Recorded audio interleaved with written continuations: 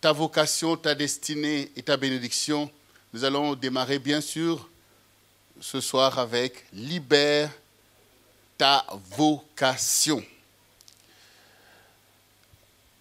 Alors, sans tarder, nous allons nous tourner vers la parole du Seigneur. Déjà, premièrement, c'est l'apôtre Paul qui va beaucoup nous aider à comprendre ce thème. Ici, dans le livre de Éphésiens 1, au chapitre 4, Éphésiens 4, le chapitre 1, il nous dit « Je vous exhorte donc, moi le prisonnier dans le Seigneur, à marcher d'une manière digne de la vocation qui vous a été adressée. » Il nous exhorte ce soir à marcher d'une manière digne de la vocation qui nous a été adressée. Alors d'abord, premièrement, c'est quoi une vocation? Je vous encourage à aller voir dans le Larousse, qui est la définition générale. Une vocation, c'est quelque chose, une prédisposition au-dedans de nous qui nous prépare comme d'avance à des choses qui seront notre vie avec une conviction ferme que c'est pour ces choses que nous existons.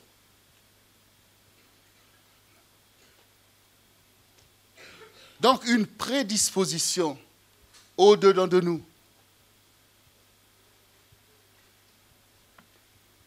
Un attrait pour quelque chose qui nous définit, qui nous caractérise, avec le sentiment qu'on l'a reçu naturellement.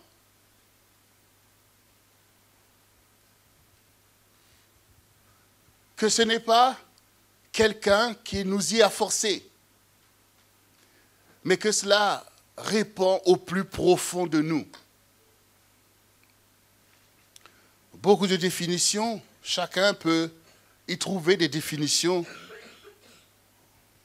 pour ce mot vocation. Mais ici, ce qui nous intéresse, c'est ce que Dieu en dit de la vocation, puisque c'est lui qui envoie le leitmotiv. C'est lui qui nous révèle qu'il y a une vocation, ce qu'on appelle une vocation céleste. Ça veut dire que le ciel a ordonné quelque chose sur ta vie. Et bien entendu, nous qui sommes ici et tous ceux qui nous écoutent, pour beaucoup, nous savons que nous venons de quelque part. Que nous ne sommes pas un hasard de l'histoire. Non, nous ne sommes pas tout simplement, comme dirait Darwin, une évolution de l'histoire qui aurait produit les êtres que nous sommes. Non. La Bible témoigne, et la vérité le témoigne aussi, que nous sommes des esprits que Dieu a formés et qui nous a donné un corps, tout simplement, pour marcher sur la terre.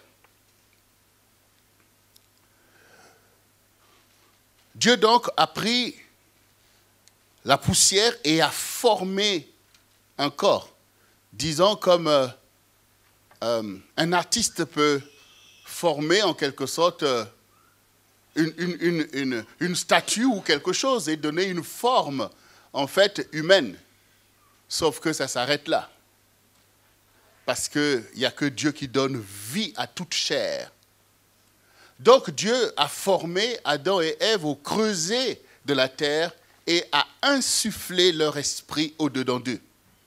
De telle sorte que l'homme est devenu une âme vivante, un esprit parlant. Ce qui signifie qu'avant, nous étions des âmes inertes, voilà, qui n'avaient pas d'autonomie, mais qui étaient conçues en Dieu. Et donc Dieu nous a donné une autonomie pour que nous puissions nous manifester. C'est le corps qui a été donné à Adam, c'est-à-dire Adama, c'est la terre. Donc, l'esprit d'Adam a été placé dans un corps qui lui permet d'être maintenant, esprit, âme et corps, capable maintenant de pouvoir se manifester, d'avoir une pensée et de pouvoir mener des actions sur la terre. Donc, nous venons de quelque part. Et toujours l'apôtre Paul nous rappelle, en rappelant lui-même une parole d'un philosophe, que de Dieu, nous sommes la race. De Dieu, nous sommes la race. Et quand nous reconnaissons que l'œuvre de Dieu est ordonnée et qu'il ne commence rien sans l'avoir terminée, donc nous savons nous-mêmes que Dieu nous a forcément destinés à quelque chose.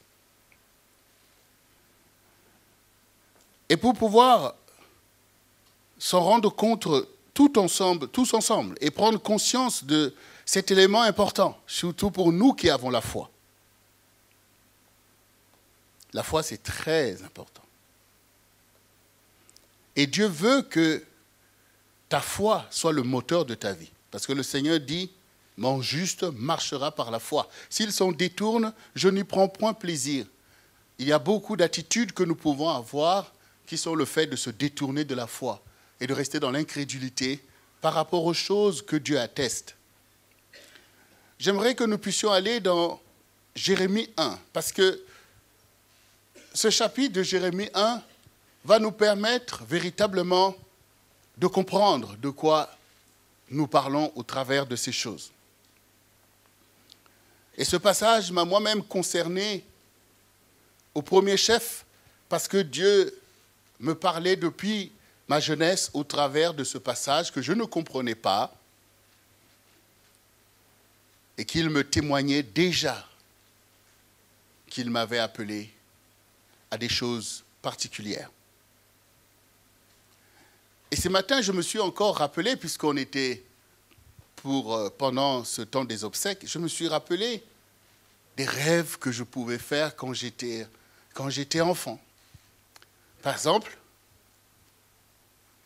je rêvais que j'étais mort. Et puis que, voilà, on vient pour faire l'inhumation. Je vois des gens, et puis ces personnes qui repartaient tristement. Et moi, j'ai assisté à ces choses. Dans le rêve, je vois que c'est de moi qu'il s'agit, mais en même temps, je vois que j'assiste. Et je ne comprends pas pourquoi eux ne me voient pas. Et j'essaie de leur faire savoir, mais c'est comme si j'essaie de leur faire savoir que mais je suis pas mort, je suis là. Alors, on peut se poser la question, mais oui, mais est-ce que Dieu me parlait de ma future mort? Non, puisque dans le rêve, j'étais jeune et que j'étais mort. Donc, il ne s'agissait pas de ma future mort, c'est que Dieu m'enseignait au sujet de la mort. Il m'enseignait déjà que non, les esprits ne meurent pas, les âmes ne meurent pas, regarde toi-même. Parce que pour nous, vous vous imaginez quand on était enfant, mais la mort, c'était terrible. En tout cas pour nous, quand on voyait, en plus, bon, vous pouvez vous imaginer, ici en France, vous avez des professionnels en fait de la mort, les pompes funèbres qui gèrent bien le dossier. Mais imaginez-vous, peut-être ici à la Martinique, il y a peut-être 50 ans. Je ne pense pas que c'était aussi BCBG, comment c'était géré les enterrements.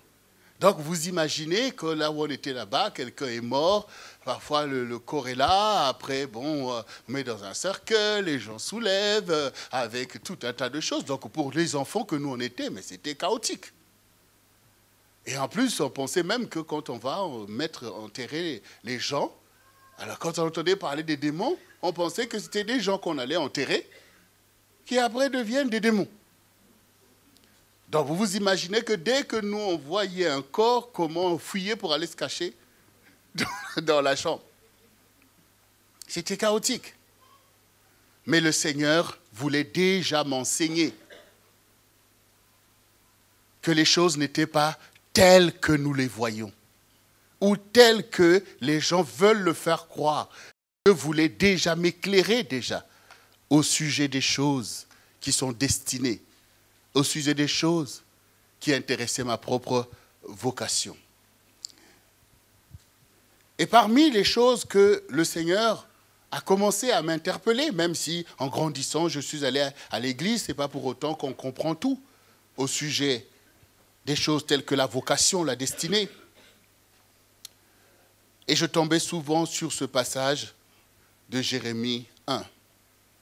Notamment à partir du verset 4 qui nous dit « La parole de l'Éternel me fut adressée en ces mots. Avant que je t'eusse formé dans le ventre de ta mère, je te connaissais.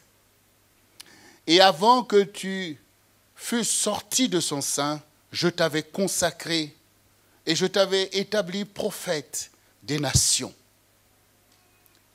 Je répondis, « Ah, Seigneur éternel, voici, je ne sais point parler, car je suis un enfant. » Et l'Éternel me dit, « Ne dis pas, je suis un enfant, car tu iras vers tous ceux auprès de qui je t'enverrai, et tu diras tout ce que je t'ordonnerai.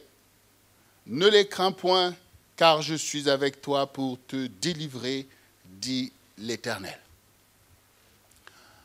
Voici un passage qui établit clairement qu'il y a une vocation qui nous est destinée par le Seigneur, adressée par le Seigneur, comme cet enfant. Et Dieu lui parle clairement, comme il veut te parler, comme il t'a aussi souvent parlé. Toi aussi, tu fais des rêves, que d'autres appellent rêves prémonitoires. Tu en fais des rêves, où Dieu te montre effectivement ta vocation. Parfois, tu sens que Dieu incline ton cœur vers une cause. Il te révèle. Il t'adresse cette vocation comme il a adressé ici à cet enfant. Et ici, l'enfant dit, « Mais je ne sais pas parler. Je suis un enfant. » Une vocation, c'est forcément une cause qui nous dépasse. C'est pour cela que beaucoup préfèrent ne pas s'y essayer. Parce que c'est forcément une cause qui te dépasse, en fait. Quand tu es là dans ta réalité, dans tes difficultés, dans les choses de ta vie que tu essaies de gérer, que tu as du mal, voici maintenant que Dieu vient te parler des choses, une vocation, une destinée. C'est exactement, tu es comme cet enfant qui se voyait dans sa condition d'enfant. J'essaie d'apprendre à parler et toi, Dieu, tu viens me parler de prophète des nations. Je ne sais même pas c'est quoi une nation. Donc, vous voyez, quand Dieu vous parle des choses, quand Dieu vous montre des choses qui concernent des peuples, qui concernent des continents, vous êtes complètement dépassé, en fait. Alors, vous vous dites, non, c'est des rêveries, c'est des cauchemars que vous faites. Parce qu'il y a le statu quo qui vous tient prisonnier. Il y a la mentalité qui vous fait défaut par rapport aux choses que Dieu dit. Commence un peu à méditer et à réfléchir. Parce que Dieu est celui qui communique. Dieu communique avec tout être vivant. Dieu te parle. Dieu nous parle à tous. Hein. Dieu nous parle à tous. Mais ce n'est pas tous qui, effectivement, entendent. Parfois, on vous a appelé, vous n'avez pas entendu. Et parfois, vous avez entendu et vous n'avez pas discerné. Et parfois, vous avez discerné et vous n'avez pas obéi. Ça fait beaucoup de ratés. Ça fait beaucoup de ratés. Et c'est pour ça que le Seigneur dit, beaucoup d'appelés, peu d'élus. Peu rentrent dans leur élection. Peu rentrent dans leur vocation. Alors ce soir, nous sommes bénis puisque le sujet est placé devant nous tous. On rate ces choses parce que souvent, on n'aborde pas ces questions. Souvent, on n'aborde pas ces questions. Quand le Seigneur a commencé à me parler de ces choses, pourtant j'allais à l'église. Je ne peux même pas vous dire de quoi on parlait quand on allait à l'église, quand j'étais jeune. Pourtant, on allait, il y avait des traditions, on est là, on va à l'église, c'était dans les habitudes. Mais les enseignements qui nous permettent de connaître la pensée de Dieu, ces recommandations qui nous encouragent à pouvoir saisir. Voyez, toutes ces personnes qui ont suivi Jésus, s'ils n'ont pas rencontré Jésus, ils ne seraient pas rentrés dans leur vocation. Donc c'est important, les enseignements. Les enseignements qui t'aident. Parce que le statu quo est là, on est habitué à tourner comme des gens qu'on a réglés à fonctionner. Il est important qu'un enseignement t'arrête un peu et mette ton curseur sur les choses importantes de ta vie. Oui. Et toutes ces choses, pourtant la connaissance est là en fait, comme Dieu est là. Il est là comme beaucoup de choses sont là. Mais où sont les priorités ? Les questions de priorité dans la vie, il y a beaucoup de choses. Mais on ne peut pas tout faire. Mais on ne peut pas rater des choses prioritaires. Voilà. Ce qui est important, c'est que l'enseignement te permet de mettre des priorités. Dieu, au travers de l'enseignement, veut former des disciples pour dire, voici ce qui est prioritaire. Et ici, plus nous sommes dans un temps où Dieu voit l'incrédulité, la distraction. Et il voit aussi les ravages que l'ennemi opère dans la société. Parce qu'il y a d'autres aussi qui répondent à des vocations macabres que le diable donne pour faire du mal. Dieu donc focalise sur cet enfant. Parce que Dieu cherche une voix qui doit résonner au milieu d'Israël. Malgré les réalités, les soubresauts de l'histoire qui égaraient les enfants d'Israël, loin du plan de Dieu, Dieu devait toujours trouver une voie pour parler à Israël. Donc, Dieu dit à l'enfant, sache que tu es un prophète. C'est ce que tu es. C'est comme ça que je t'ai formé. C'est mon dessein au milieu de toi. Tu es un prophète. Tu es un prophète.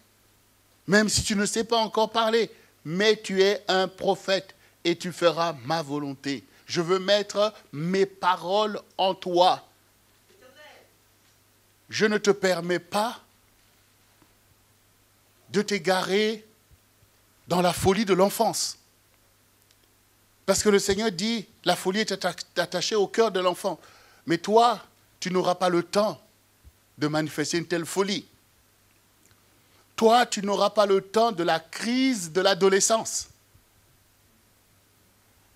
Toi, tu n'auras pas le temps de la folie de la jeunesse. Parce que tu es mon prophète. Je t'envoie. Ne les crains pas. Ils sont plus grands que toi. Ils sont plus forts que toi. Ne les crains pas. Tu dois dire mes paroles.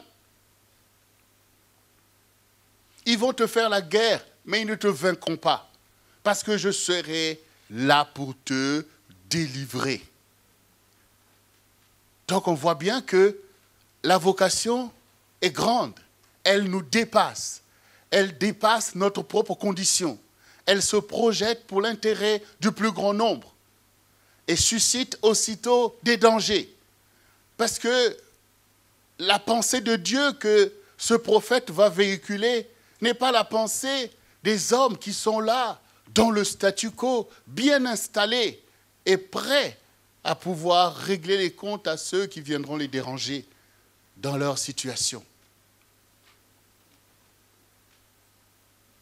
Toi aussi, tu n'oses pas trop libérer ta vocation parce que tu vois déjà qu'elle dérange. Tu vois déjà que Dieu te parle des choses qui dérangent, qui peuvent même te déranger toi-même, parce que malgré parfois nos péchés, mais Dieu qui nous a formés à dessein souhaite nous dire toujours ce pourquoi il nous a formés. Donc, à partir de là, pour nous que Dieu appelle à être des élus, parce que quand on dit beaucoup d'appelés, peu d'élus, il ne faut pas que tu te vois dans, ceux qui ratent. Il faut que tu te vois dans les peu d'élus. Parce que le peu d'élus n'est pas défini en termes de nombre de personnes. Ce peu-là, en fait, c'est beaucoup. Voilà. Donc toi, tu vas te dire, moi, je fais partie de ce peu d'élus-là. Je fais partie parce que moi, je réponds à ma vocation. Et il n'est jamais trop tard pour discerner sa vocation et de répondre.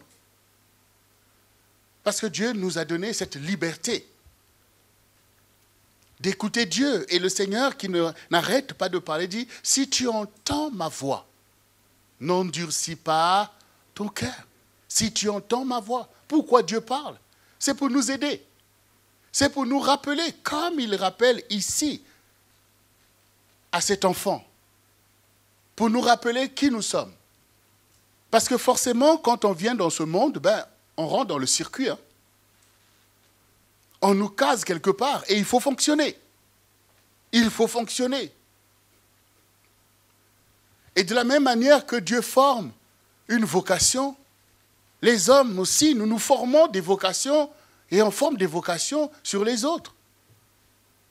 Forcément, les parents ont une vocation pour leurs enfants. Il faut que tu sois médecin, il faut que tu sois telle chose.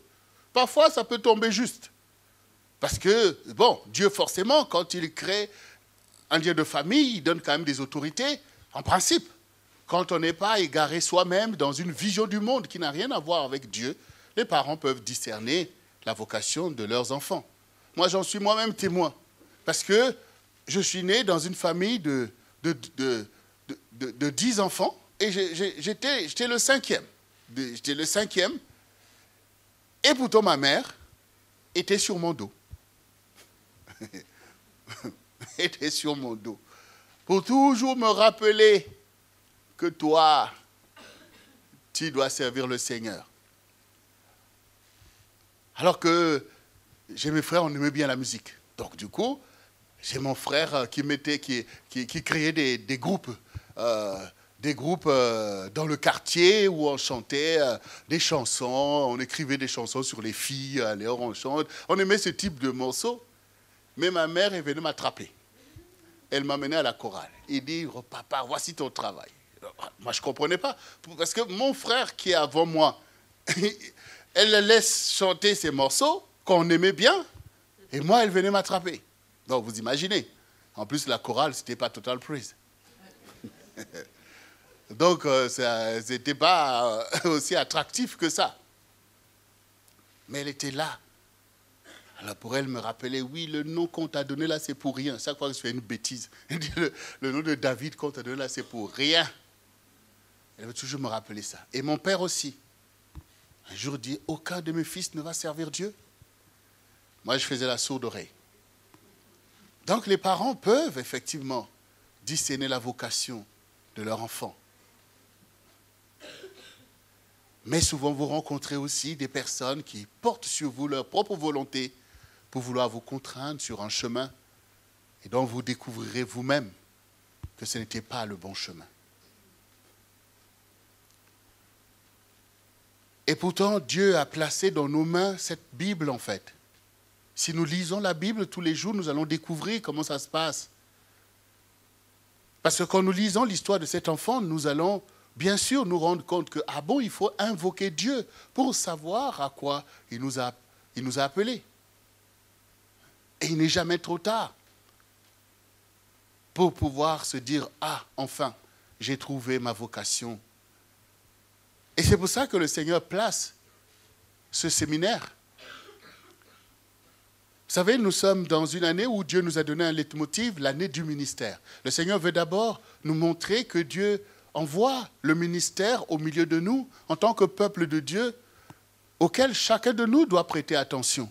Quand on parle du centre du réveil chrétien, c'est un ministère que Dieu nous a confié à nous.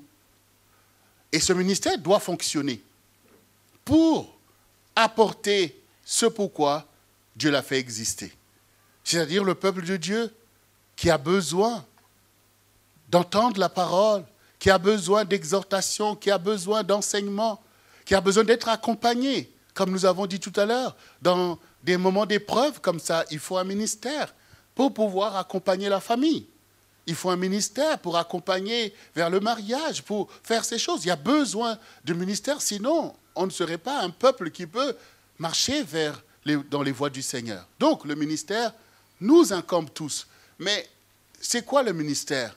Le ministère, c'est l'organisation qui permet de déployer nos vocations. Voilà. Parce que dans le ministère, il y a des hommes et des femmes qui ont des vocations pour faire le ministère.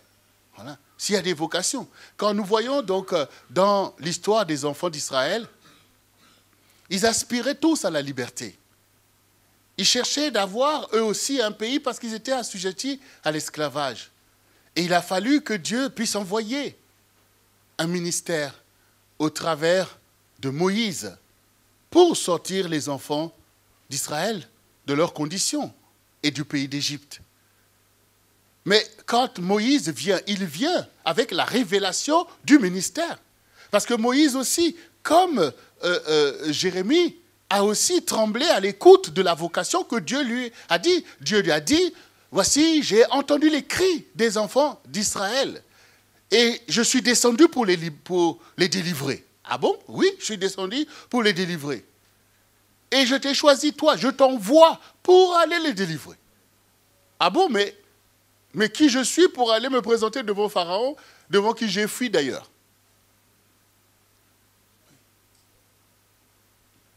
Et tu m'envoies vers les enfants d'Israël, qu'est-ce que je veux leur dire? Quand ils vont me demander, quand je vais dire que j'ai vu le Dieu de vos pères, il m'a envoyé, ils vont me dire, mais comment il s'appelle?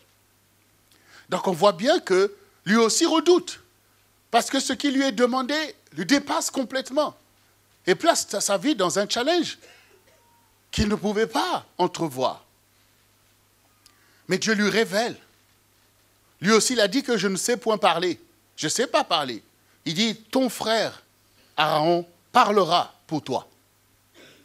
On commence, voilà. Donc, c'était Moïse tout seul, maintenant il y a Aaron. Voilà. Et puis va vers les enfants d'Israël. Rassemble les 12 tribus. Donc on voit comment le ministère se déploie.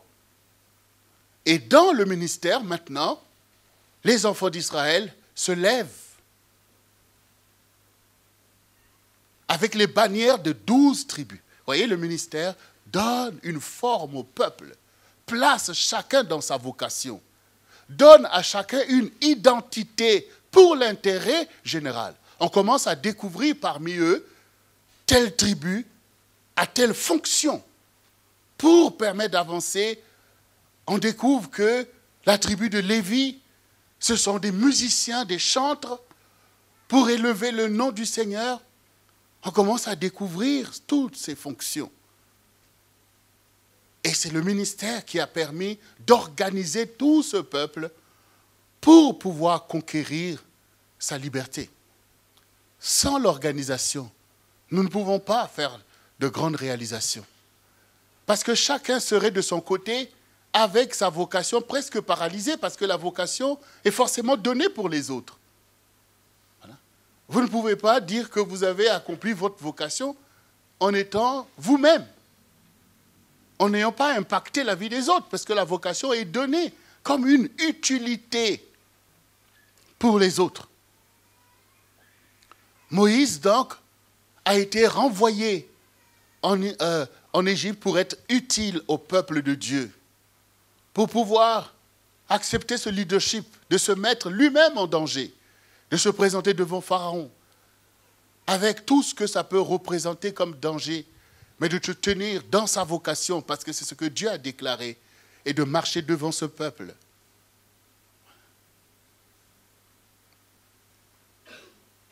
Et pourtant, ils étaient là pendant 400 ans dans le désarroi. Ce qui veut dire que quand nous commençons à voir du désarroi tout autour de nous, comme nous pouvons le voir aujourd'hui, ici en France, nous voyons tout ce qui se passe. Nous voyons toutes ces manifestations qui traduisent le sentiment de détresse, de malheur, de souffrance que nous pouvons éprouver en tant que peuple français, la crainte du lendemain. Toutes ces choses motivent, en fait, ce déferlement dans les manifestations qui n'en finissent pas. Parce qu'on voit bien qu'il y a comme danger. L'avenir n'est plus garanti. On cherche une issue. Mais quand nous prions le Seigneur par rapport à ces choses, la réponse, c'est la même qu'il a donnée à Moïse. C'est la même qu'il donne ici à Jérémie. Je t'avais préparé à ces choses.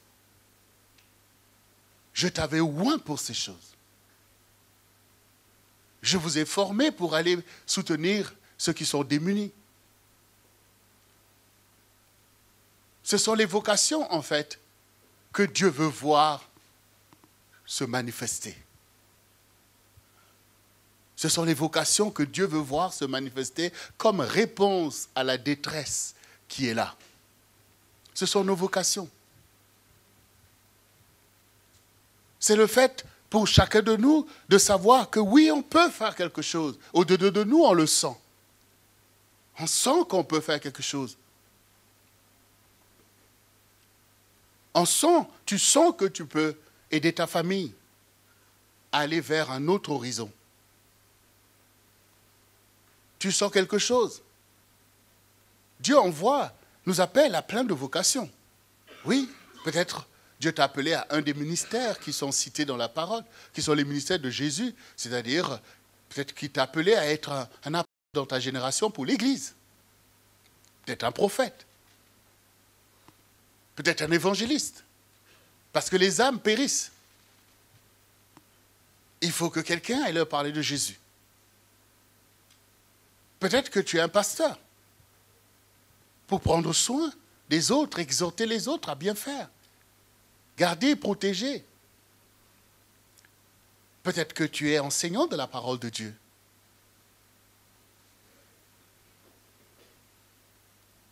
Peut-être que Dieu t'appelle à des ministères d'aide, comme l'intercession, parce qu'il y a besoin là d'intercession.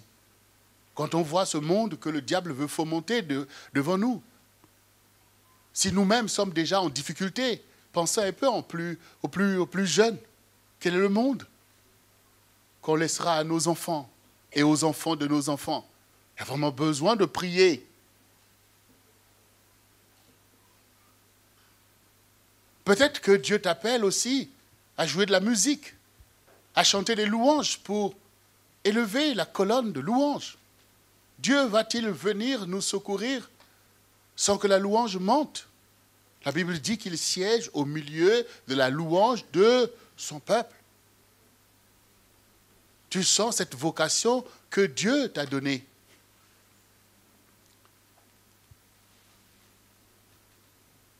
Peut-être es-tu appelé à des ministères d'aide de secours envers les démunis. Oui, le secourisme, c'est d'abord ce que Dieu lui-même enseigne dans la parole. Secourir les plus faibles. C'est quand le Seigneur dit les plus forts soutiennent les plus faibles. Et il y a plein de gens qui sont faibles. Plein. Tu sens cette vocation. C'est une réponse. Tu te sous-estimes. Et tu sous-estimes ce que cette vocation peut produire. Et pourtant l'histoire nous enseigne que des hommes comme toi, des femmes comme toi, se sont levés et ont pu faire la différence.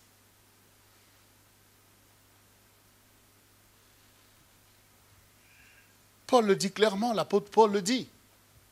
Et Dieu lui a fait connaître ces choses. Que c'est dans ta faiblesse que ma puissance se manifeste. Dieu cherche des instruments. C'est celui qui tient l'instrument qui est fort. C'est celui qui t'appelle, qui fera de toi un instrument pour ta génération. Mais Dieu appelle aussi a des vocations qui sont utiles à la société. Il y en a qui reçoivent des vocations politiques. Forcément, Dieu a une pensée pour la politique. Ce n'est pas une invention humaine, puisque le Seigneur est roi des rois, Seigneur des seigneurs. Donc, il est le roi des nations.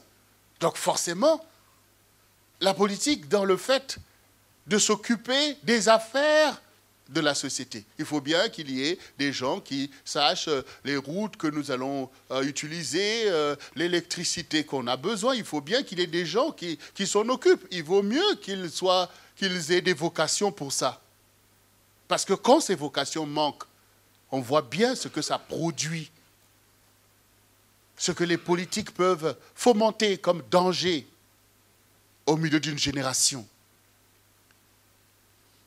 Mais il y en a, au contraire, qui en ont la vocation, c'est-à-dire qui ont le souci de leur génération et qui font avancer la société. Et Dieu est pour ça. Si dans la Bible, on a vu que des prophètes eux-mêmes ont été appelés à de telles vocations, comme Joseph, comme Daniel, c'est dire combien il est important pour le Seigneur la gestion de la société, la gestion de la cité, la vie des gens que Dieu a formés. Dieu nous aime tous. Il aime même les païens que vous voyez là dehors, y compris même les méchants auxquels il dit « Je ne désire pas la mort du méchant, mais qu'il se répande et qu'il vive. »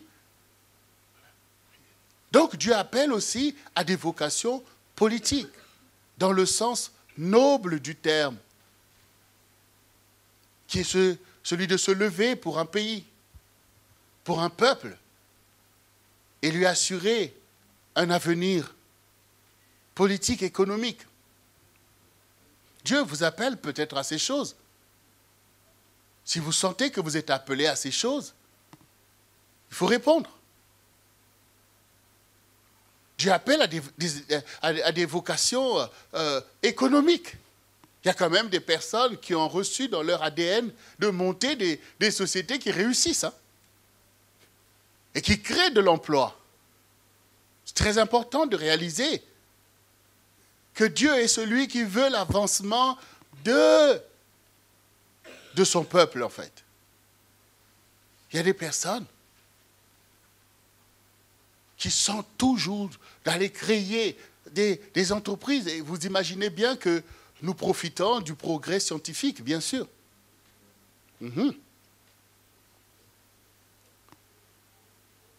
Qu'on peut quitter Paris et arriver ici le même jour.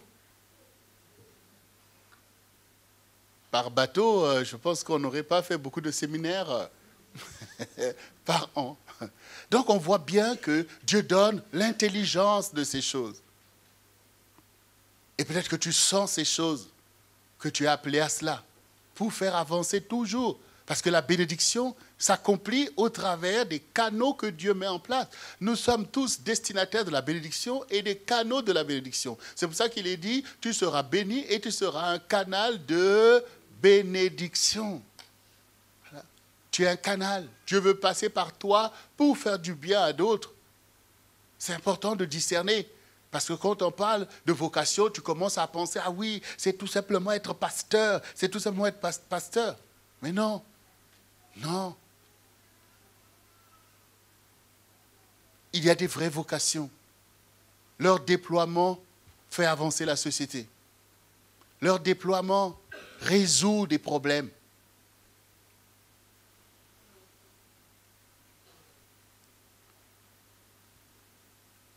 Même des vocations culturelles auxquelles Dieu t'appelle. Dieu appelle chacun de nous. Il n'y a personne, selon la parole de Dieu que nous lisons, qui est venu sur la terre par hasard pour venir accompagner les autres.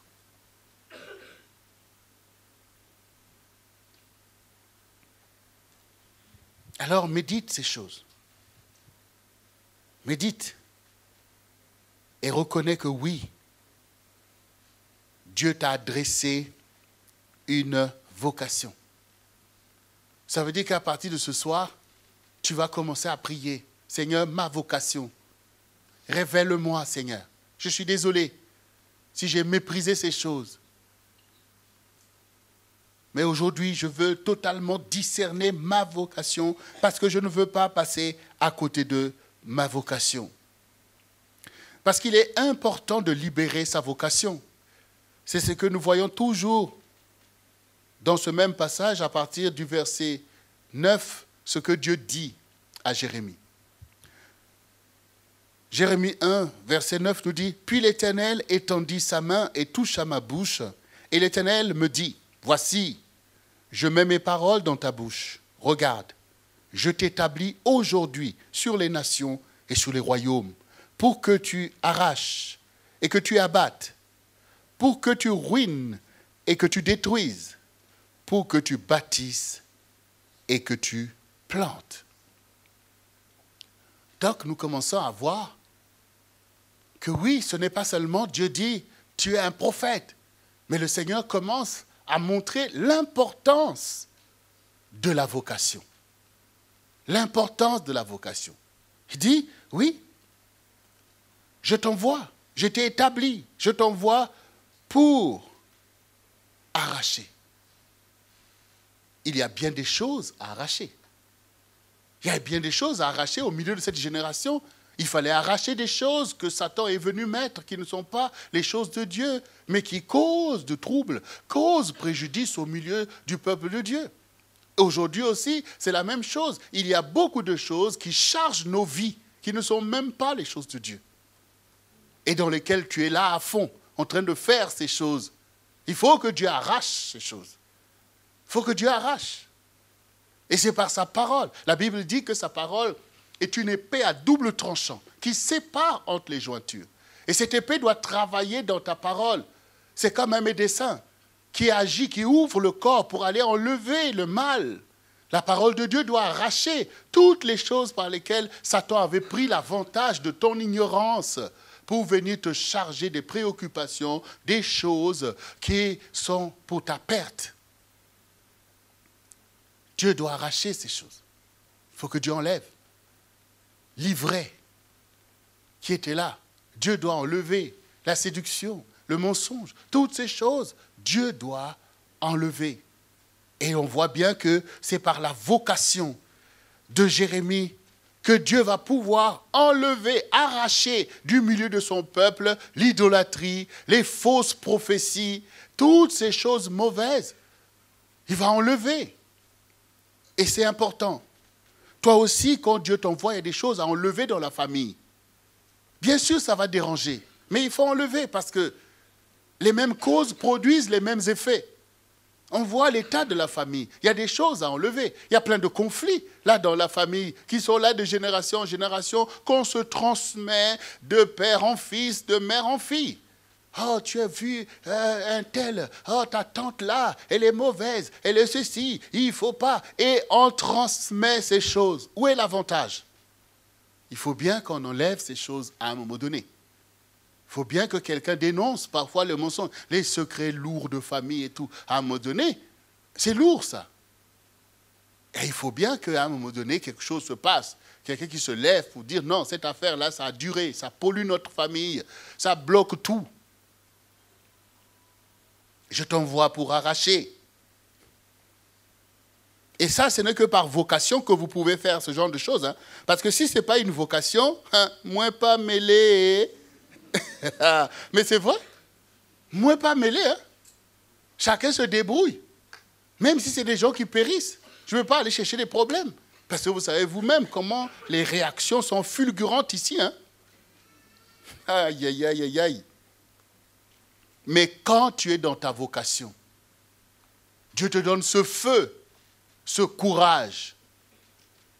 Parce que tu souffres au-dedans de toi. Parce que tu sais que c'est l'œuvre de l'ennemi. Il y a des choses à abattre. L'idolâtrie, des pactes, des choses mauvaises qu'il faut abattre. Ruiner, détruire. Ça veut dire qu'il faut travailler comme on arrache des mauvaises herbes d'un jardin pour laisser les bonnes herbes respirer et porter beaucoup de fruits. c'est par les vocations des uns et des autres qu'un travail bénéfique va faire. Je te dis d'abord ces choses pour que tu comprennes que dans la vocation, il y a à déranger. Oui, ça dérange, mais c'est un bon dérangement. Quand on était jeune, quand on était petit, quand on faisait tout un tas de bêtises avec les autres, quand maman va arriver, celui qui disait la vérité, c'est le menteur. Ah mais oui, quand tu vas aller dire, c'est toi tu es un menteur, c'est toi qui as des problèmes. Donc il fallait rester dans le secret du mensonge qu'on a fomenté pour expliquer la situation. Dans le monde, c'est la même chose. Il faut avoir le courage de déranger. Vous savez, c'est comme quand Dieu vous parle de réveil. Le réveil, c'est déranger les gens. Hein. Vous vous imaginez, surtout le matin, vers 4 heures du matin, quand enfin le sommeil devient agréable. Ben oui, parce qu'au début, là, quand tu viens dormir vers 22 heures avec tous les soucis du jour, là, tu ne dors pas, là, tu es agité. Mais vers le matin, là, le sommeil devient agréable et c'est là que Dieu vient te réveiller. Aïe, aïe, aïe. Ah ouais. Ah ouais. Réveille-toi, réveille-toi. Oh, mais non, laisse-moi. Oui, bien-aimé. Et le réveil, c'est ça. Les gens sont là dans leurs affaires, ils ont trouvé, tout ça, tu viens dénoncer. C'est pas bon. C'est pas à la gloire de Dieu. Donc, si vous voulez avoir du succès, il vaut mieux ne pas rentrer dans votre vocation. Ben oui, parce que votre vocation va d'abord déranger. Avec la grâce de Dieu, si les gens sont reconnaissants plus tard, ils vont reconnaître que ce que tu as fait est bien. Mais il ne faut pas trop y compter. Hein. Il ne faut pas trop y compter. L'important, c'est que le Seigneur lui-même qui voit saura te récompenser. Et ensuite, il dit, je t'envoie pour que tu bâtisses et que tu plantes. Donc on voit bien, en fait. Au travers d'une vocation, un homme peut bâtir.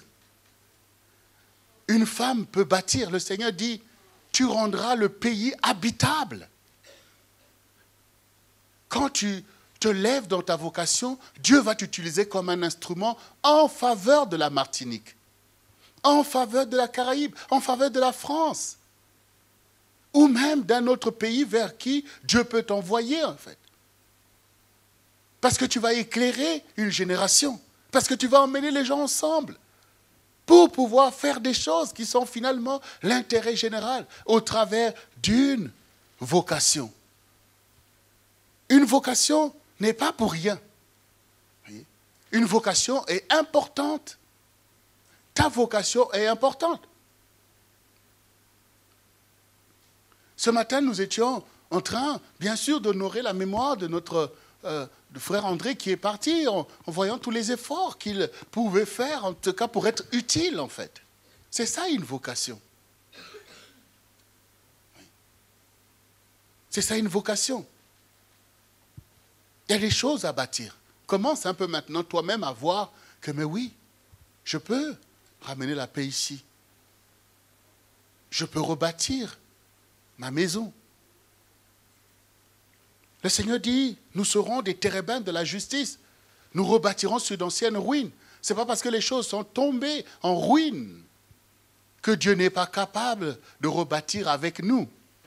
Dieu peut rebâtir. Et c'est ce qu'il veut faire. Vous voyez, chaque sujet que nous prenons, les sujets que nous apportons sur les mariages et sur toutes ces choses, ce n'est pas tout simplement parce qu'on veut parler de ces choses, c'est qu'il faut rebâtir ces choses. Parce qu'on voit que l'ennemi est passé à détruire et veut laisser la société exsangue.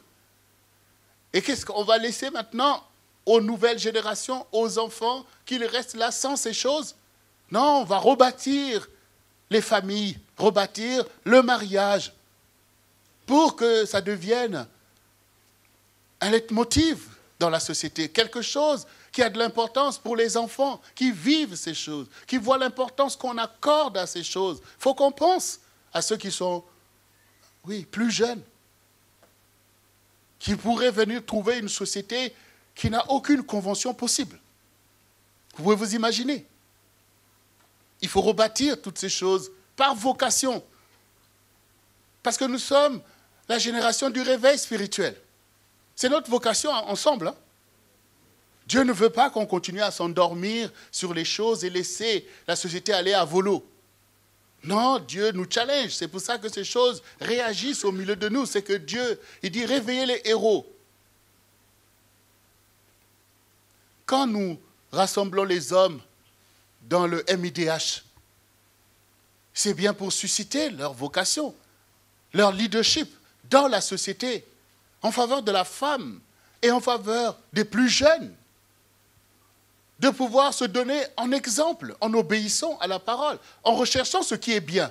Nous sommes tous d'accord à dire « Oh, ça ne va pas, ça ne va pas, ça ne va pas ». Mais qui va faire que ça aille? C'est chacun de nous agissant par vocation. Dieu a déjà mis en nous ce qu'il y a de bien à faire pour relever la société, comme il dit lui-même.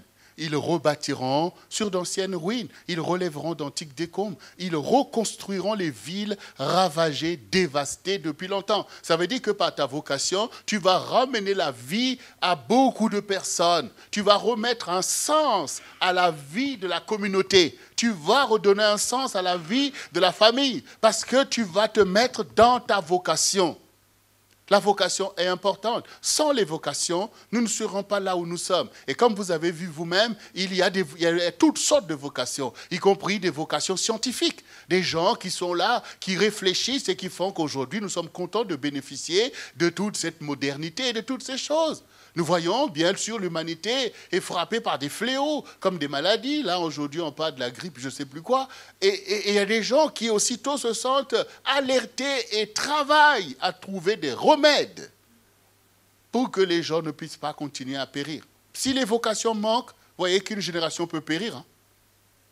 Oui, quand il y a des fléaux comme ça, des maladies graves comme autrefois, s'il n'y avait pas des gens qui agissent par vocation, pendant que nous on est là, ils sont appliqués, en train de travailler nuit et jour, jusqu'à trouver, parce que Dieu les a placés là, pour être de ceux qui répondent à ces challenges. Peut-être que nous ne serions pas là. Eh bien aujourd'hui, toi aussi, la vocation qui est en toi, tu dois la libérer tout simplement.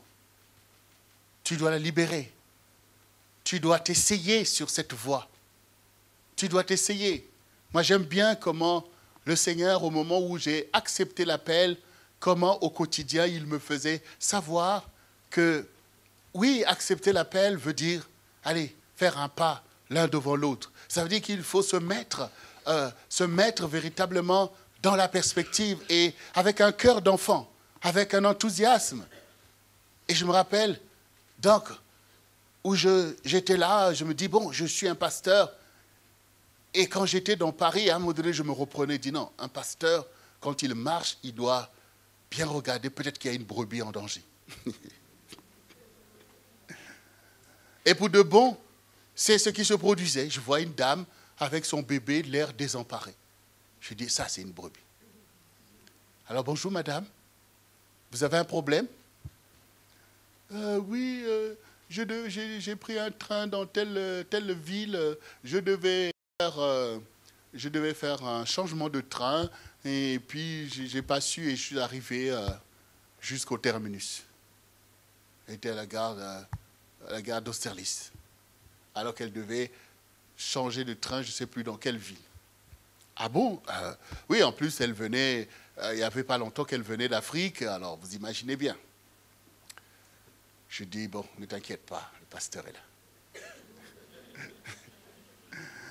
Donc, j'ai pris des infos pour appeler sa sœur qui est dans telle ville, pour voir à partir d'où qu'elle devait changer. Alors, je vois que non, on est à Solis. Non, il faut que tu partes à la gare de Montparnasse, parce que c'est de là-bas qu'elle prendra le train qui va arriver chez sa sœur. Allez, on prend, je paye les tickets de métro. Allez, on y va. J'emmène la mère et l'enfant à la gare de Montparnasse. Et puis de là-bas, bon, le train, c'est à telle heure? Oh, il y a encore au moins 2 ou 3 heures. Il faut bien donner à manger à la brebis et aux petits. Allez, on achète des trucs et puis voilà, je mets la brebis dans le train, il part. Je dis, ah Seigneur, là tu as vu, hein? Là tu as vu, hein? Oui, bien-aimé. Il faut retrouver ce goût d'être ce pourquoi Dieu nous a formés. Et Dieu a ouvert le chemin. Il a fait, bien-aimé. Et c'est important, si je suis là ce soir pour t'apporter un message que j'espère va te bénir. Tu as besoin de réaliser que un jour, moi, ton frère, j'ai accepté de libérer ma vocation. Les choses dont j'étais convaincu et d'autres l'étaient aussi avec moi, que Dieu m'appelait à ces choses. J'ai libéré. Libérer, c'est libérer ton cœur par rapport à ces choses. C'est libérer ton cœur, de ne plus écouter, non, je ne peux pas, non, c'est ceci, c'est comme ceci, qu'est-ce qu'on va dire? Non, il faut laisser tomber, ça c'est le statu quo qui veut te clouer là en fait. Parce qu'il y a des puissances du statu quo, il tient dans son propre équilibre qui n'est pas la volonté de Dieu pour toi. C'est important de dire non, j'écoute la voix de ma destinée. J'écoute la voix de mon cœur pour être ce que Dieu me montre et qu'il me dit que je dois être, ce que je ressens au-dedans de moi. Il faut que tu libères ces choses. Dieu voit quand vous acceptez votre appel. Il le voit. Et il va commencer aussitôt à mettre devant vous des actions qui vous permettent d'avancer. Parce qu'il a vu que vous avez accepté et avec un cœur d'enfant très important. Il faut de l'enthousiasme pour pouvoir répondre à une vocation. Il faut commencer à regarder la cause vers laquelle t'emmène cette vocation et commencer à réaliser que oui, ils en ont besoin. Ils en ont besoin. Parce que quand vous réalisez une cause, vous réalisez aussi que cette cause, il est digne que vous puissiez souffrir pour cette cause. C'est ça une cause. Et ces choses peuvent même aller jusqu'à la mort. Vous pouvez discerner. Vous voyez par exemple des soldats qui vont dans l'armée par vocation. Parce que sinon, voilà. Et ces personnes-là, pendant que nous, on tremble dès qu'on entend que c'est la guerre, eux, ils n'ont pas peur, en fait. Parce qu'ils ont déjà signé qu'ils peuvent même donner leur vie pour défendre la nation. C'est ça une vocation. Oui, bien-aimé. Des fois, même quand vous allez à l'hôpital, vous allez, je ne sais pas, à Mangoville-Saint et tout, vous voyez des personnes, vous vous dites que non, ces gens-là vraiment ont des vocations. Parce que vous voyez que vous-même, vous ne pouvez pas être là. Tellement les cas sont critiques. Tellement le danger est permanent. Mais eux, ils sont là parce qu'ils ont répondu à leur vocation. La vocation est importante parce que c'est la clé pour les autres. C'est la clé pour sortir de la détresse, comme nous venons de l'entendre. Alors ce soir, oui, nous voulons libérer nos vocations parce que d'autres nous attendent. Dans Éphésiens 1, pour bien comprendre c'est quoi une vocation. Éphésiens 1, du verset 16 au verset 18. Je ne cesse de rendre grâce pour vous, faisant mention de vous dans mes prières, afin que le Dieu de notre Seigneur Jésus-Christ, le Père de gloire, vous donne un esprit de sagesse et de révélation dans sa connaissance, et qu'il illumine les yeux de votre cœur pour que vous sachiez quelle est l'espérance qui s'attache à son appel, quelle est la richesse de la gloire de son héritage qu'il réserve aux saints. Donc ici, l'apôtre Paul prie pour que Dieu puisse illuminer les yeux de notre cœur. Oui, et ce soir, forcément, je veux que le Seigneur puisse illuminer les yeux de ton cœur pour que tu vois la vocation qui est attachée à ta vie, à ton appel. Et combien grandes sont ces choses qui doivent se manifester au travers de toi, au travers de ta bouche, au travers de tes mains, au travers de ta présence dans une cause. Oui. Que ce soir, que chacun d'entre nous qui sommes ici rassemblés, et tous ceux qui nous suivent par Internet, et ceux qui recevront ce message, parce que l'Esprit est là, et l'Esprit atteste. On est des instruments. Dieu a un plan, il a un programme. Qu'il illumine les yeux de ton cœur. Pas ces yeux physiques qui nous aveuglent, qui nous font redouter les choses. Mais les yeux de ton cœur que personne ne peut intimider. Que Dieu puisse illuminer les yeux de ton cœur, afin que tu vois et que tu connaisses et que tu répondes à l'appel de ta vocation. C'est une grande vocation de la part de ton Dieu. Et fais confiance. Ici, dans Matthieu 6, du verset 31 au verset 34, nous connaissons cette parole où le Seigneur dit « Ne vous inquiétez donc point et ne dites pas « Que mangerons-nous? Que boirons-nous? De quoi serons-nous vêtus? Car toutes ces choses, ce sont les païens qui les recherchent. Votre Père céleste sait que vous en avez besoin. Cherchez premièrement le royaume et la justice de Dieu, et toutes ces choses vous seront données par-dessus. Ne vous inquiétez donc pas du lendemain, car le lendemain aura soin de lui-même. À chaque jour suffit sa peine. » Il y a trop d'inquiétude pour le manger, pour le vêtir, pour le logement qui nous égare. On est trop préoccupé pour ces choses et nous pouvons passer à côté de notre vocation. En tout cas, nous sommes tous d'accord que personne n'a reçu une vocation pour manger. Ça, on est sûr. Nous sommes tous d'accord que personne n'a reçu une vocation pour être bien sapé. Bon, même si c'est vrai qu'en tant que Congolais, je sais qu'il y a des Congolais qui sont des sapeurs et ils prennent ça pour une vocation. Et je peux vous dire que pour eux, c'est carrément une religion. Mais ce n'est pas une vocation biblique. Bien. Personne n'a reçu une vocation tout simplement pour aller habiter une belle maison. Non, ces choses, on en a besoin. Mais nos vocations sont spirituelles. Oui. On n'existe pas pour manger, mais on existe pour servir le Seigneur, pour aider les autres, pour aimer, pour la paix. On existe pour ces choses. Alors si on mange, c'est bien, ça nous donne de l'énergie. Mais il s'agit d'atteindre la vocation spirituelle. Voilà. Le Seigneur Jésus aussi, lui aussi il mangeait. Lui aussi il buvait. Mais il connaissait sa vocation. Et c'est par sa vocation que nous sommes là, délivrés du mal et du péché. Donc n'oublie pas ta vocation, tout simplement parce que tu dois travailler, métro, boulot, dodo. Non. Ces choses, tu en as besoin. Mais ta vocation, c'est ce que ta génération a besoin que tu fasses. C'est ce sur quoi Dieu va te demander. Non, il ne faut pas rater des vocations. Et ici, il est dit que si nous cherchons le royaume et sa justice, toutes ces choses nous seront données. Vous savez, nous avons parlé de vocation destinée de bénédiction. Nous cherchons la bénédiction de Dieu. Dieu peut nous bénir. On peut réussir les choses pour lesquelles on galère avec la grâce de Dieu. Mais il n'y aura pas de bénédiction en étant tous à côté de nos vocations. Voilà. Parce qu'à quoi ça sert que Dieu nous bénisse si c'est après pour aller périr loin de lui parce que nous n'avons pas égard à sa parole? Non, au contraire, péché veut dire rater la cible.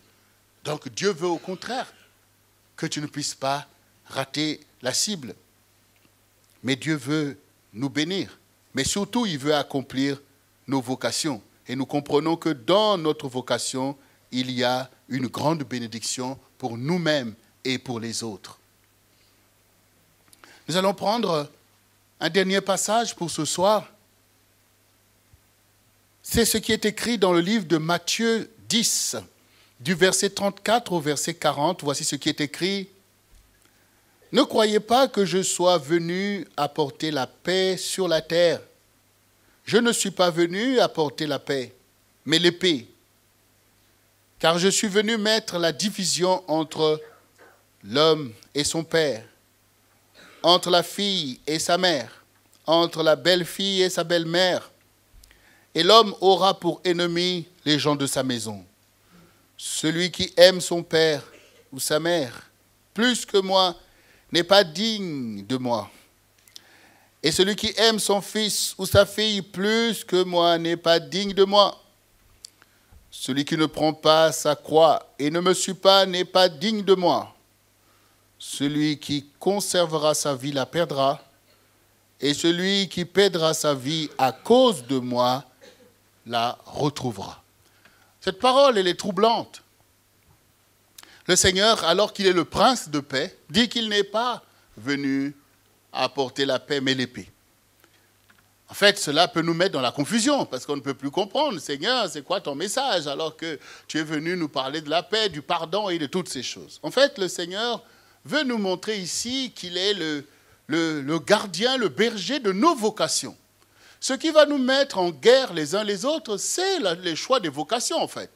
Le Seigneur n'est pas en train de nous envoyer faire la guerre ou faire l'épée. Ça n'a même pas de sens.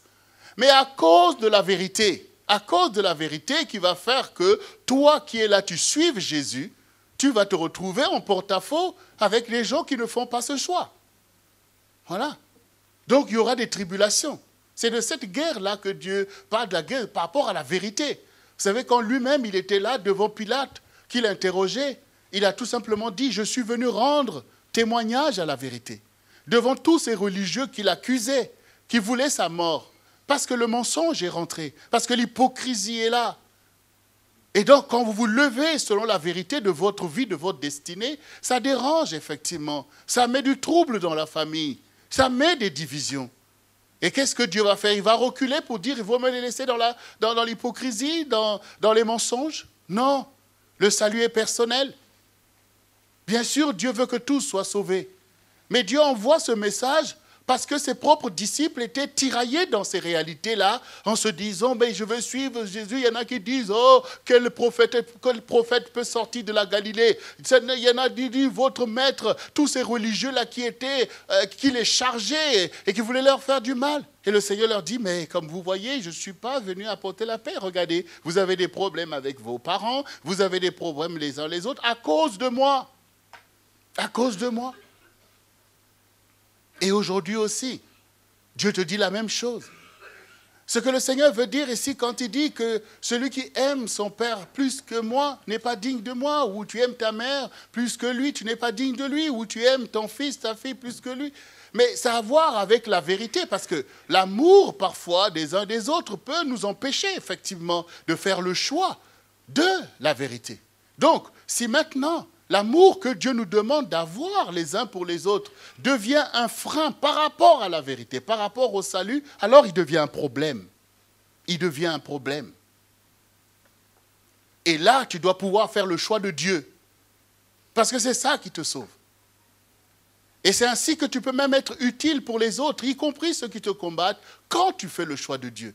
Ça veut dire que Dieu veut mettre en priorité le salut des âmes. Parce que c'est bien dans la séduction, mais quand ça va se terminer, de se retrouver là dans les ténèbres, dans l'enfer, c'est un drame absolu pour une âme que Dieu a créée pour sa gloire. Jésus aussi, ce n'était pas facile, même pour sa famille, de comprendre son choix. Souvenez-vous, il n'avait que 12 ans quand ils sont allés à Jérusalem et qu'il est resté avec les prêtres, les souverains sacrificateurs pour parler de la parole. Et ces paroles l'ont cherché pendant 3 jours. Et quand ils l'ont trouvé, ils ont dit, « Fils, pourquoi tu nous as fait ça? Ne savez-vous pas que je dois m'occuper des affaires de mon père ?» Voilà. Lui aussi, il a fait le choix. Et parfois, il était là avec ses disciples, il disait, « Mais il y a ta famille là dehors qui te cherche. » À un moment donné aussi, il pensait que lui, il a perdu la tête.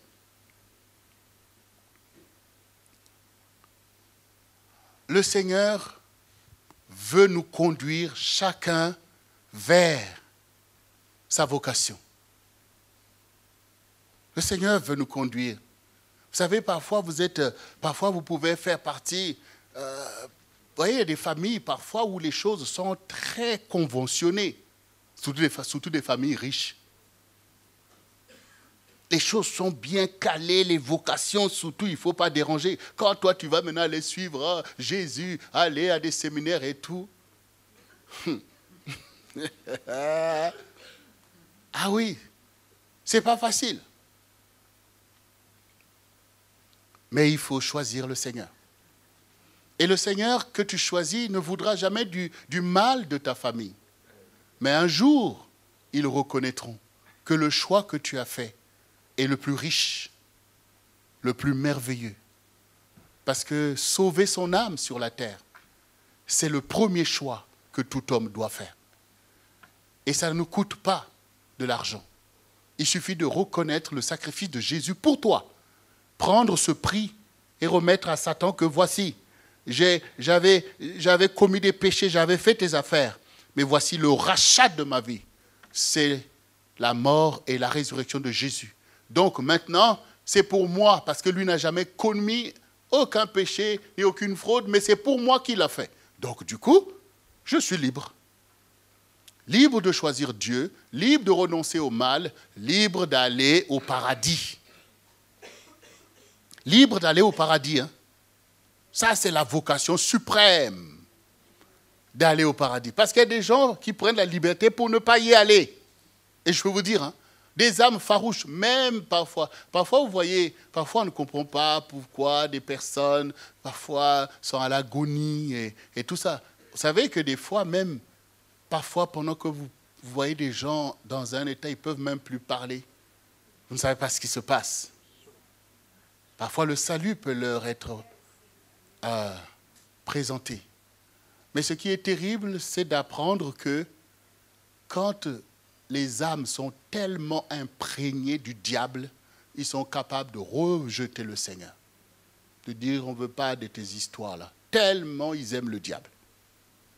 Tout ça, c'est... Vous voyez les choses que vous habituez à votre âme va aller naturellement vers ces choses. Voilà. Il faut faire attention. Il faut veiller sur vos âmes. Il faut apprendre à ton âme d'aller au paradis. Il faut apprendre la vérité, l'amour des autres, l'amour de Dieu, la crainte de Dieu. Il faut vous habituer à la louange parce qu'au paradis, on loue. Si votre âme n'aime pas la louange, vous croyez qu'il va aller vers où? Les gens qui louent? Voilà. Faites attention. Il faut vous habituer, il faut diriger votre âme. C'est comme David dit, mon âme bénit l'Éternel. Il donne un sens, parce que votre âme est comme aveugle en fait. Il se laisse tirer par-ci, par-là, les choses que vous prônez là. Ah oui, ça c'est bien, j'aime ça, j'aime ça. En fait, vous êtes en train là de corrompre votre âme. En aimant des choses qui ne sont pas bonnes pour vous, ni pour qui que ce soit. Mais quand vous aimez des choses qui sont bonnes, vous bénissez votre âme. Mon âme bénit l'Éternel. Parce que quand tu vas quitter cette terre-là, c'est vers lui nous qu'aller. Et ton âme ira directement vers sa destinée. C'est important, les vocations. Ce n'est plus le moment de jouer dans l'insouciance, c'est le moment d'appliquer des vocations. Et d'enseigner des vocations à nos enfants. Nos enfants sont dans des situations difficiles, livrés. Jamais une génération n'a été livrée comme la génération d'aujourd'hui. Parce qu'à l'époque, au moins, il y avait un cadre familial, tout le monde allait à l'église. Mais aujourd'hui, regardez, les enfants, ils sont déjà livrés. Dès le sein maternel, ils sont déjà sur Internet. Alors, vous imaginez ce qu'Internet propose? Voyez? Comment les enfants sont tiraillés au milieu de tout ça, comment faire des bons choix au milieu de toutes ces propositions démoniaques qui leur sont offertes, la pornographie et toutes ces choses qui sont déjà là pour polluer leur vie, le danger est réel. Mais au milieu de tous ces dangers, l'exemplarité sera toujours un enseignement fort pour tes enfants qui verront toujours comment tu t'es tenu dans ta vocation, comment tu as pu réussir telle chose, comment tu as relevé tes défis, comment tu t'es détourné du mal pour laisser toujours un témoignage qui restera comme un monument, pour que les enfants eux-mêmes apprennent que même si nous aussi, comme des enfants prodigues, on se trouve à Las Vegas, mais il n'est pas question de périr au milieu de ces choses, comme notre Père, comme notre Mère, qui a fini par triompher. Eh bien, nous aussi, on va triompher. Enseigne à tes enfants la voie du Seigneur. Quand ils seront vieux, ils ne s'en détourneront pas. C'est ça, bien-aimé. Libérer sa vocation. Il faut libérer ta vocation. Et libérer la vocation veut dire aussi, nous voyons quelqu'un comme l'apôtre Paul qui a pourchassé les chrétiens. Et sur la route de Damas, la lumière du ciel a jailli. Et là, il a réalisé qui était Jésus. Et là, il a entendu la vocation que Jésus lui a proposée, que je t'ai choisi du milieu de ce peuple et des païens vers qui je t'envoie. C'est moi qui t'envoie. Voici la vocation que je te donne. Il a reçu un apostolat pour être l'apôtre des païens. Il a entendu cette révélation une fois. Il n'a pas cherché à l'entendre deux fois. Il s'est exécuté immédiatement. Parce qu'il a réalisé la grâce qui lui a été faite. Au lieu de meurtrier, où il devait périr au milieu de ces choses, Dieu a choisi par sa compassion de lui délivrer d'une telle condition misérable pour lui donner au contraire une condition qui fait de lui aujourd'hui une source de bénédiction pour nous. Dieu change les ténèbres en lumière.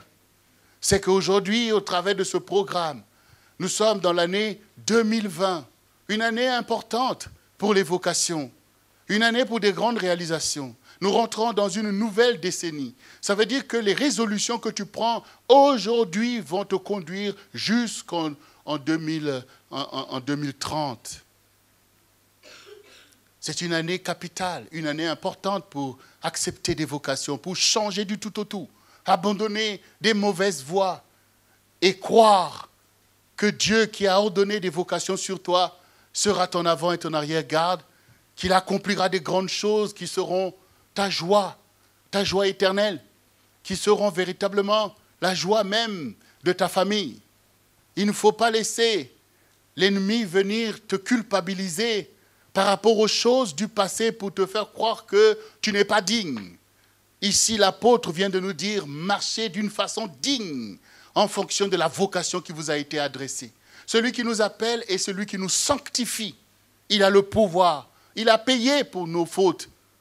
Mais Dieu ne veut pas que tu puisses périr au milieu de l'inutilité. Mais Dieu veut au contraire que toi aussi dises que mon Rédempteur s'est levé. Dieu connaît tout ce que tu as fait, il en avait déjà payé le prix. Mais ce qui est important, c'est que toi aussi tu puisses rentrer dans la gloire de Dieu. Toi aussi que le peuple de Dieu se réjouisse au travers de toi. La parole dit, la fin d'une chose vaut mieux que son commencement. La fin doit être ta vocation accomplie. Et donc, nous savons comment demander pardon pour les choses mauvaises que nous avons faites devant Dieu. Et nous savons aussi comment nous demander pardon les uns les autres quand les préjudices ont été commis. Parce que tu commences à réaliser que dans ta vocation, la vie des personnes que tu avais causé préjudice sont concernées par le bien que tu dois faire. Oui, donc on peut demander pardon. On peut demander pardon dans la famille. Parce que tu comprends maintenant que Dieu va t'utiliser pour bénir la famille. Alors Dieu nous a appris à demander pardon au lieu de laisser que Satan te tienne dans la culpabilité. Tu es coupable, tu es condamné. Non.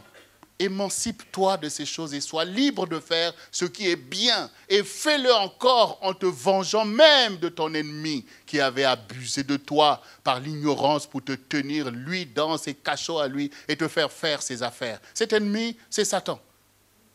Voilà.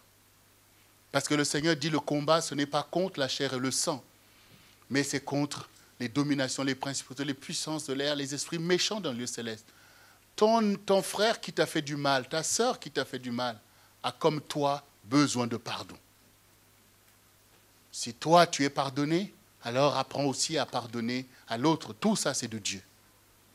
Parce que la vocation, c'est bien sûr qu'il faut pardonner les gens.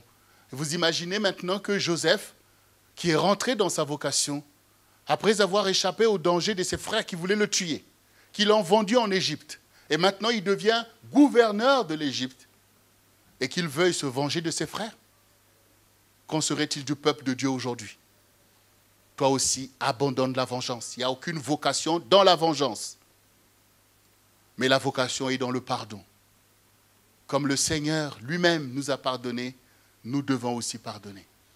Bien-aimé, que le Seigneur, par sa grâce, te donne de comprendre que ta vie est précieuse. malgré les challenges dans lesquels tu te trouves, mais avec une vie qui se lève selon la vocation, Dieu va faire des prodiges. Dieu peut encore retourner les situations en ta faveur. Dieu peut encore te montrer l'étendue de sa bonté envers toi. Oui, seulement sois vrai. Seulement reconnais qu'il est temps que tu puisses marcher avec ton Dieu. Reconnais qu'il est temps que tu te détournes du mal. Reconnais que oui, on peut vivre pour faire du bien. Reconnais que oui, les plaisirs de la chair, les jouissances sont un piège pour les âmes et pour les esprits. Beaucoup ont péri au milieu de ces choses. Mais comme les gens que tu vois, y compris dans le monde, qui se mettent à part pour le salut de l'humanité, toi aussi tu peux te mettre à part pour les choses auxquelles Dieu t'a appelé. Dieu lui-même te donnera tout ce qui fera ton vrai bonheur. Car le bonheur vient du plus profond de ton âme, de cette paix, de cette joie. Ce n'est pas dans les plaisirs éphémères qui sont les œuvres mortes, les œuvres de la chair. Que rien ne t'empêche de rentrer dans ta vocation. Parce que je sais que c'est au travers de ces choses que le diable espère t'empêcher de rentrer dans ta vocation. Toi aussi, tu dois être capable de jeûner, de prier. Parce que les vocations, on va les chercher dans le désert. Comme Jésus a été conduit par l'Esprit à jeûner 40 jours, 40 nuits. Oui, peut-être que Dieu ne te demande pas ces jeûnes longs et lourds. Mais toi aussi, en tant que disciple, tu dois jeûner. Tu dois te lever le matin jusqu'au soir en train de prier. Tu dois aussi prendre un jeûne de 3 jours. Tu dois aussi prendre un jeûne de 21 jours aux légumes. Toutes ces choses qui te permettront de discerner, de saisir et d'avoir cette force de répondre à ton appel, cela vaut la peine d'être fait. Parce que ta vocation, c'est ce que tu es réellement. C'est alors que tu seras utile à ta génération. Et je prie le Seigneur pour que cet esprit de grâce soit avec toi. Que le Seigneur puisse allumer les yeux de ton cœur.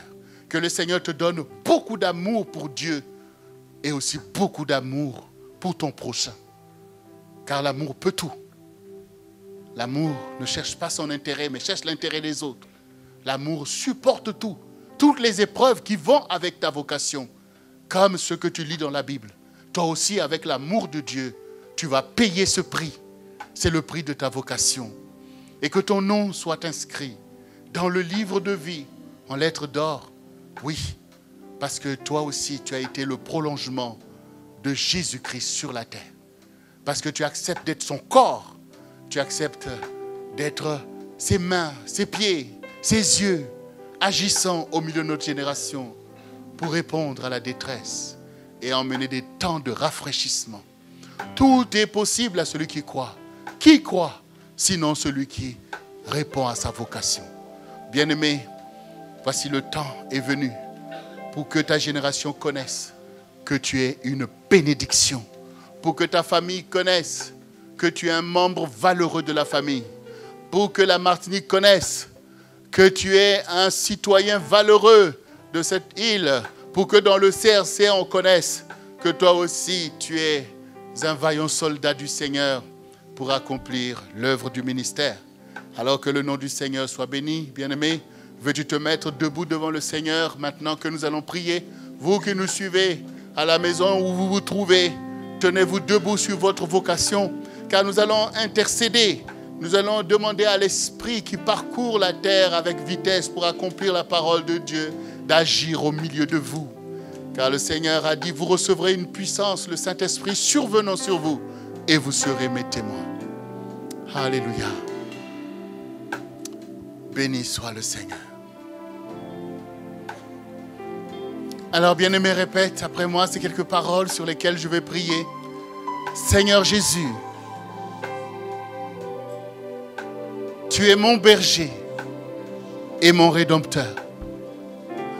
J'ai entendu ta parole. J'ai saisi ta voix. Je reconnais aujourd'hui que tu m'as formé avec un dessein. Que tu as adressé une vocation à ma vie. Car je ne vis pas en vain. Aujourd'hui, j'applique mon esprit à discerner ma vocation. Et je libère ma vocation. Je renonce à mes pensées qui étaient contraires à ma vocation. Je renonce à la pensée de ce siècle pour répondre à ma vocation. Ouvre les yeux de mon cœur afin que je puisse voir le chemin que je dois parcourir pour te servir, toi le seul vrai Dieu. J'incline mon cœur à l'obéissance.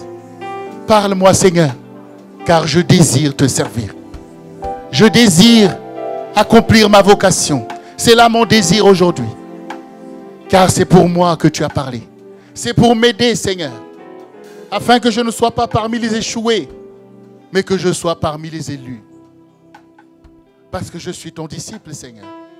Aujourd'hui, Seigneur, envoie le Saint-Esprit en moi et conduis-moi, Seigneur.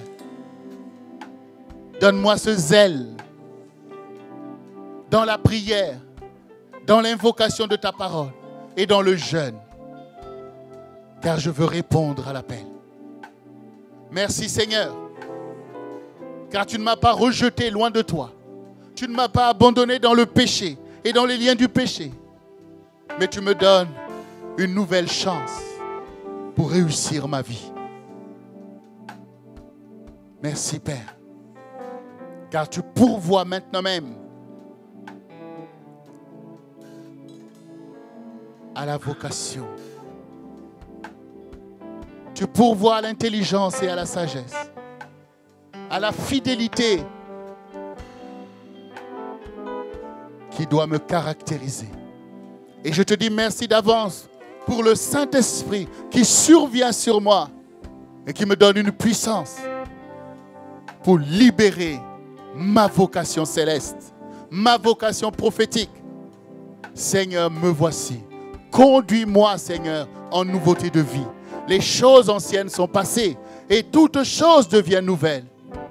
Et mon intelligence est renouvelée. Oui, Seigneur. Maintenant, mes yeux voient, car les écailles sont tombées de mes yeux. Mon cœur qui était engourdi est maintenant sensible à ma vocation et à l'amour du prochain, car tu m'envoies faire du bien à mon prochain, te servir auprès de ton peuple. Seigneur, je dis oui, Seigneur, et je te dis merci de faire de moi ce pourquoi tu m'as créé. Change toutes choses au milieu de moi afin que je puisse répondre à ma vocation. Je te fais totalement confiance et je fais alliance avec toi pour l'accomplissement de ma vocation, la vocation de ma maison, la vocation de ma famille, de génération en génération. Moi et ma maison, nous servirons l'Éternel. Moi et les enfants du Seigneur, nous publierons les louanges de Jésus-Christ, notre Rédempteur. Merci Saint-Esprit. Conduis-nous maintenant même dans l'œuvre du ministère du sang du réveil chrétien Caraïbe, afin que le sang du réveil chrétien puisse répondre à sa destinée au milieu de cette génération. Merci Père. Lève tes mains et reçois maintenant cette prière. Père, je te rends grâce pour tes enfants, Seigneur, qui sont venus dans ce lieu, Seigneur éternel, pour prêter l'oreille à ceux que tu leur as destinés ce soir. Ils se sont laissés toucher par ta parole, parce qu'ils reconnaissent que ta parole est la vérité. Car tu dis dans ta parole, mes brebis connaissent ma voix. Mes brebis me suivent. Elles ne suivent pas les mercenaires, car elles ne connaissent pas la voix des étrangers. C'est pourquoi, Seigneur, pourvois en leur faveur aux ailes nécessaires, au courage nécessaire, à l'intelligence et la sagesse qui leur donnera la clé de la victoire dans leur destinée. Envoie une visitation, envoie un songe éternel, incline leur cœur sur la voie qu'ils doivent suivre. Saint-Esprit, surviens sur eux et donne-leur une puissance d'accomplissement de leur destinée maintenant même. Ô Seigneur, Décharge tes enfants des fardeaux que le diable est venu mettre dans leur vie pour les retenir dans la captivité de l'esprit du monde. Rends-les libres ce soir, libres de se dégager du filet de l'oiseleur, libres, Seigneur éternel, de sortir du tombeau de l'esprit de mort, comme Lazare est sorti de ce tombeau à l'écoute de ta voix. Qu'il en soit ainsi pour chacun d'eux, quelle que soit la prison, quel que soit le tombeau des réalités dans lesquelles ils étaient enfermés, dans le péché, dans les choses mauvaises, mais que ta parole puisse prévaloir dans leur esprit et leur donner le zèle et le courage de s'émanciper et de se détourner de ces choses afin de saisir la vocation céleste. Oui, c'est ce que je te demande, Père, pour chacun de tes enfants. Envoie un esprit de grâce éternelle, envoie un esprit de sanctification, un esprit de fidélité. Vous saisisse maintenant même le Saint-Esprit survenant sur vous. Le Saint-Esprit survient sur toi et te libère maintenant même et illumine les yeux de ton cœur afin que tu vois la grâce, afin que tu vois la gloire, afin que tu vois la bénédiction que l'Éternel a mis en réserve pour toi. Parce que tu as du prix à ses yeux. Parce que tu as du prix à ses yeux. Maintenant même, les choses anciennes sont passées. Les temps d'ignorance sont abolis. Maintenant même, les temps de découragement sont ôtés. Maintenant même, les temps de lâcheté sont enlevés. Maintenant même. Et voici, ton temps est venu pour servir le Seigneur, pour relever la cause de ta famille, pour relever la cause de la Martinique, pour relever la cause du peuple de Dieu, de l'Église du Seigneur. Oui, voici le temps pour toi. Parce que tu as incliné ton cœur, parce que tu as reconnu que sa parole a le pouvoir de faire au milieu de toi. Alors sois maintenant même en position. Que la victoire soit avec toi maintenant même. Que cette victoire soit avec toi maintenant même.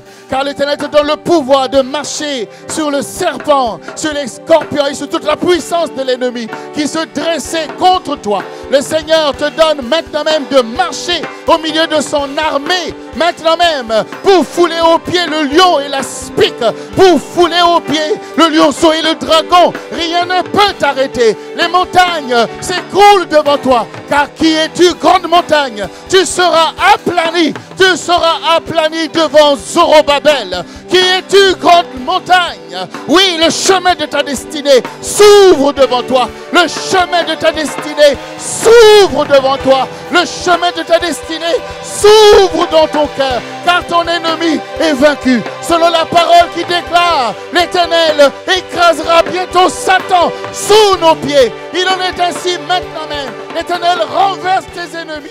Et il ouvre un chemin de gloire, un chemin de victoire devant toi. Oui, l'appel résonne. Réponds à l'appel du Seigneur. Ne crains pas, ne tourne pas des regards inquiets. Ne doute pas, ne crains pas la tempête qui monte. Car le Seigneur est dans ta barque.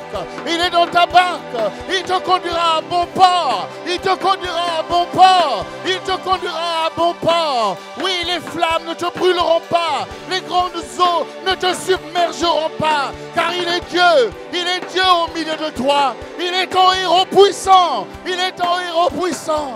Il est la source de ta révélation. Tu as été choisi dès le sein de ta mère. Dès le sein de ta mère. Il t'avait choisi. Et le temps est venu. Le temps est venu. Le temps est venu. Car pour toi, il rachète le temps. Pour toi, il rachète le temps. Car il pardonne les temps de désobéissance. Il pardonne les temps d'ignorance. Il te pardonne maintenant même. Et il est prêt car il est ton époux. Il est prêt car il est ton Seigneur. Il est prêt. Il est prêt le Seigneur. Il te fait grâce. Saisis sa main. Saisis sa main. Saisis sa main. Saisis sa main. Saisis sa main. Car le temps de la restauration est venu. Le temps de la restauration est venu pour toi. Le temps de la restauration est venu pour toi. Le temps de la restauration est venu pour toi. Pour toi, le temps est venu. Et cela sera en bénédiction pour beaucoup. Tu seras en bénédiction pour beaucoup. Tu seras en bénédiction pour beaucoup. Tu seras en bénédiction pour beaucoup. Car Dieu te saisit comme une flèche dans son carquois. Tu seras envoyé et tu atteindras ta cible. Tu atteindras ta cible pour la gloire de Dieu et pour le bonheur du peuple de Dieu auquel tu as été destiné. Ne te regarde pas en fonction des circonstances de ta vie. mais entends l'appel de ta destinée. Car ton Dieu a choisi. Il a choisi une grande part pour toi. Une part qui réjouira ton âme. Une part qui bénira ta maison pour des générations.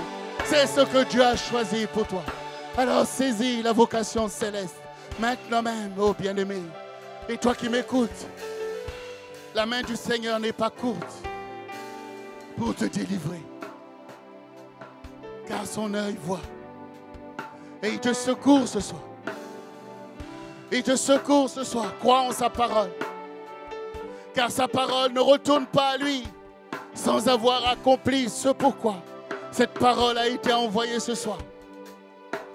Cette parole a été envoyée dans ta vie. Elle a été envoyée maintenant même comme une semence de vie et de victoire au milieu de toi. Oui, il te donne la victoire, car l'ennemi est déjà totalement anéanti par cette parole que tu as entendue. Dieu a préparé cette saison. C'est le temps du réveil spirituel de son peuple, afin que son église soit comme une ville bâtie sur la montagne et qui éclaire la vallée des nations.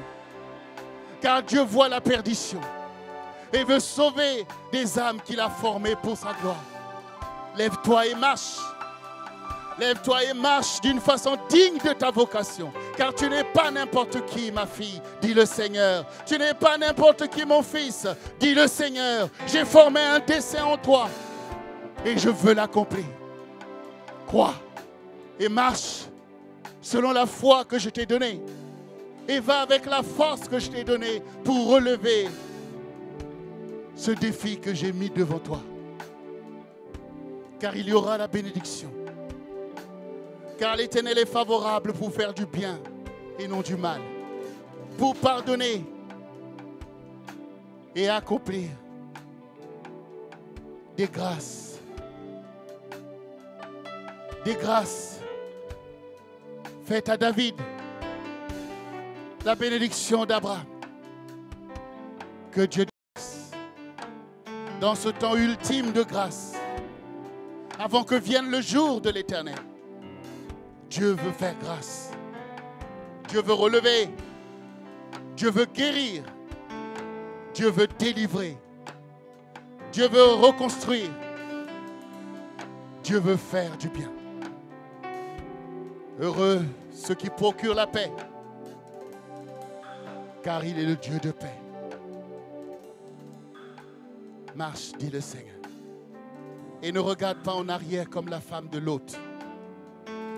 Et ne tourne pas des regards inquiets, mais marche sur la voie de ta vocation, car le Seigneur sera avec toi pour te donner la victoire.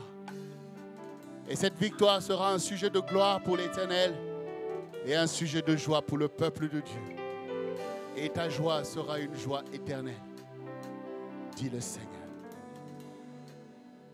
Père, nous te rendons grâce.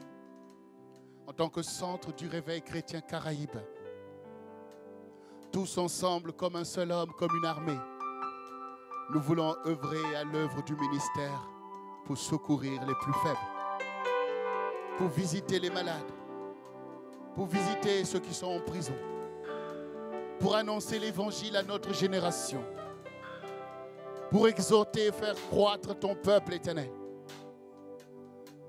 pour libérer la bénédiction de la Martinique et des îles de la Caraïbe. C'est là ce que nous voulons faire, ô Dieu.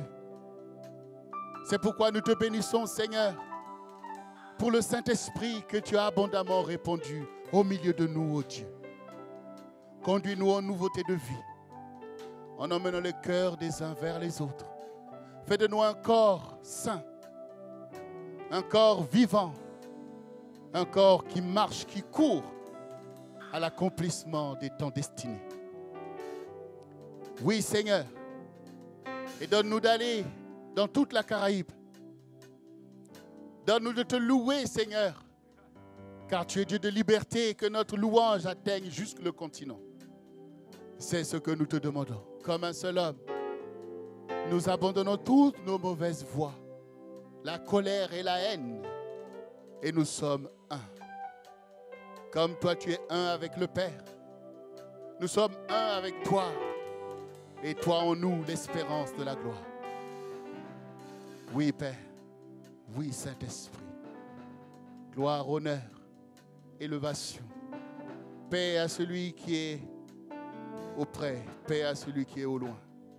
Seigneur, tu es notre Seigneur.